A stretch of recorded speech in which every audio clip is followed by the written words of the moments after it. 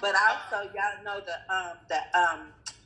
the Garden of Eden, what they call it, it actually was an atmosphere. It wasn't really a garden; it was an atmosphere. Right. It wasn't a physical place, huh? That's right, and a lot of people don't know that. So you could just imagine the atmosphere was so peaceful. It was pure. It was, it was just beautiful. Can you imagine? You know how you just get that touch of God peace, and you just praise and worship Him like you lost your mind. Can you imagine having that all the time? Praise the Lord with all the hustle and bustle in life, and I just, getting back, what to say, getting back to Eden and getting on top of the world. That song, y'all know that song. And I was telling one of my coworkers, I say, what you gotta understand is, think about it. Getting back to Eden. They mean that spirit, that place of peace and the God's presence. Yeah. That's right. Place of God's presence. That's it. So it say, get back to Eden and get on top of the world. And think about it, I tell them also, I say, and the things we eat. We come from the earth. We come from the earth. We need to eat the herbs and stuff.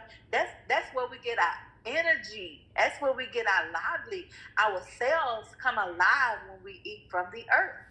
Because I tell people, it's simple. I say, but I don't know about, vegetable. No, there wasn't no meat growing in the garden. So I'm just saying, you have it, but don't overdo it. But you need to give your body what it actually needs to do what it's supposed to do, what God created it to do.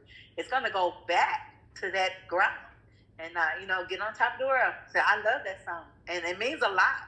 It means, they speak. I don't even know who's singing, but they were speaking. I tell you, God must have anointed them to speak that, to sing that song. Yeah. Yeah, but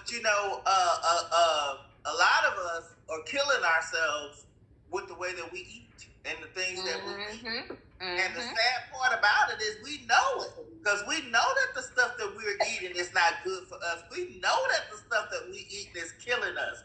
And it's like how we gonna get upset and talk about the crack addict or the alcoholic. Come on. When we addicted to bad eating habits. The devil don't care if he take you out with a crack pipe or a slice of pizza. Yeah. He just wants you dead. And food related strongholds, I have to say that has become it's like a agreement, unspoken agreement between saints. Let's not say anything by our only pleasure that we get. We don't drink, we don't do this, we don't dance, we don't go out and do all this stuff, but we can eat.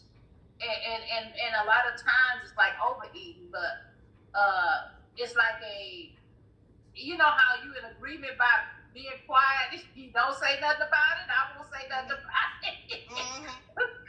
So a lot of ministers ain't talking about it either because they overeating too. Everybody's like got in the habit of overeating, and that's the culture. Because in this culture, everything we do in terms of socialization is around eating. Eating is always a part of it. Yeah.